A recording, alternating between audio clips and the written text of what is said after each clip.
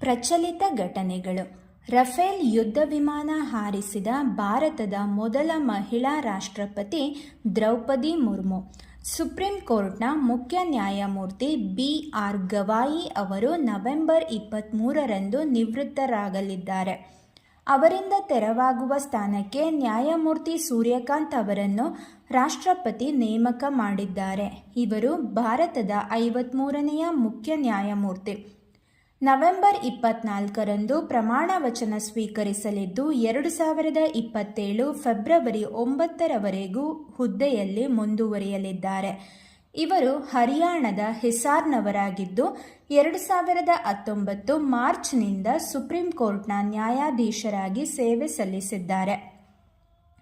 ಇಂದು ರಾಷ್ಟ್ರೀಯ ಏಕತಾ ದಿನ. ಅಕ್ಟೋಬರ್ 31 ರಾಷ್ಟ್ರೀಯ ಏಕತಾ ದಿವಸ್ ಅಥವಾ ರಾಷ್ಟ್ರೀಯ ಐಕ್ಯತಾ ದಿನ.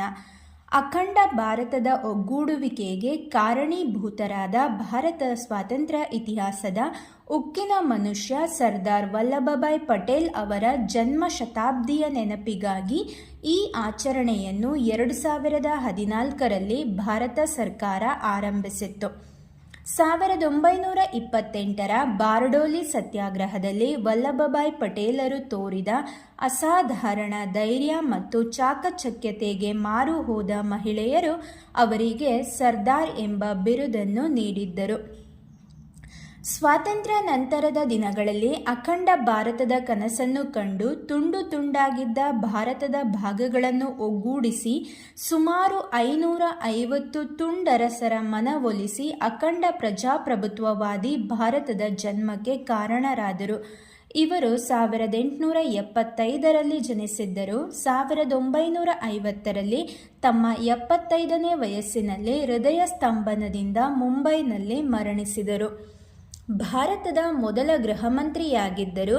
1947ರ ಭಾರತ ಮತ್ತು ಪಾಕಿಸ್ತಾನದ ಯುದ್ಧದ ಸಂದರ್ಭದಲ್ಲಿ ಇವರೇ ಗೃಹಮಂತ್ರಿಯಾಗಿದ್ದರು. ಒಂದಷ್ಟು ಕಾಲ ಭಾರತದ ಮೊದಲ ಉಪ ಪ್ರಧಾನಮಂತ್ರಿಯಾಗಿಯೂ ನೆಹರು ಅವರ ಜೊತೆ ಕೆಲಸ ಮಾಡಿದ್ದರು. 2018 ಅಕ್ಟೋಬರ್ 31ರಂದು ಪಟೇಲರ ಏಕತಾ ಪ್ರತಿಮೆಯ ಅನಾವರಣವಾಯಿತು. ಜಗತ್ತಿನ ಅತಿ ಎತ್ತರದ ಪ್ರತಿಮೆ ಎಂಬ ಹೆಗ್ಗಳಿಕೆಗೆ ಪಾತ್ರವಾಗಿದೆ. ಅತಿ ಕಡಿಮೆ ಅವಧಿಯಲ್ಲಿ ಈ ವಿಗ್ರಹ ಸ್ಥಾಪನೆಯಾಗಿರುವ ದಾಖಲೆ. 42 ತಿಂಗಳುಗಳ ಅವಧಿಯಲ್ಲಿ ನಿರ್ಮಿಸಲು ಯೋಜನೆ ಹಾಕಿ 33 ತಿಂಗಳುಗಳಲ್ಲಿ ನಿರ್ಮಾಣ ಮಾಡಲಾಯಿತು. 182 ಮೀಟರ್ ಎತ್ತರವಿರುವ ಈ ಪ್ರತಿಮೆಯ 153 ಮೀಟರ್